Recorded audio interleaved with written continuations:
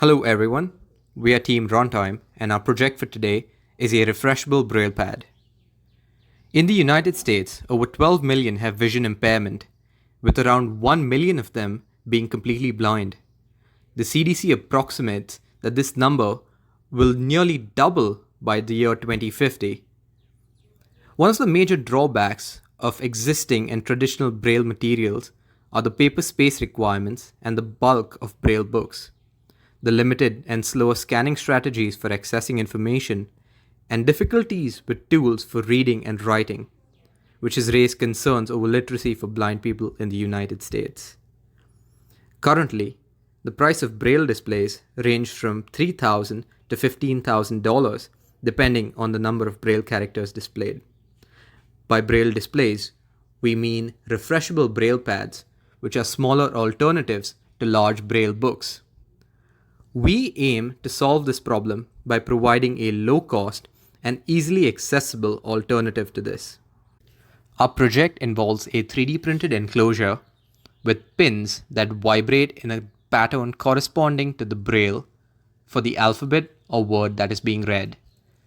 By being read, we are taking an image or a scanned piece of text, running that through a conversion that then gives us the corresponding Braille.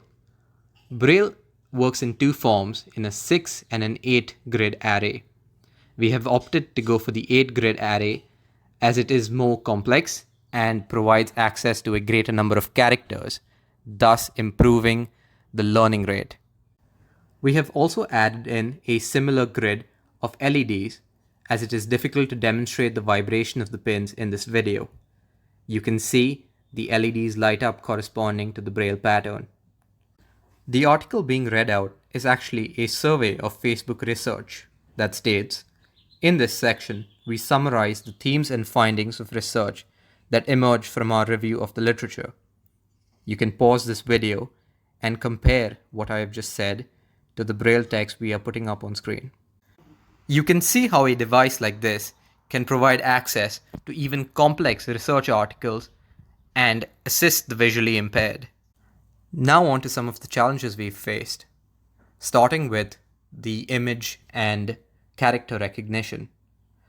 The biggest problem that we ran into was when the background is a colored pattern. Our characters were not recognized correctly, leading to inconsistencies in the Braille pattern displayed.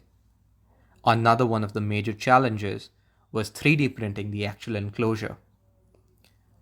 Our initial idea was to have the pins move up and down, much like existing refreshable Braille displays. However, with inconsistencies in 3D printing, this idea was modified to be vibrating pins. We believe this is a trivial problem, as on scale with 3D printers that have been well calibrated, this issue can be easily solved. After all, RunTime strongly believes that the world only progresses when nobody is left behind, and we aim to do just that.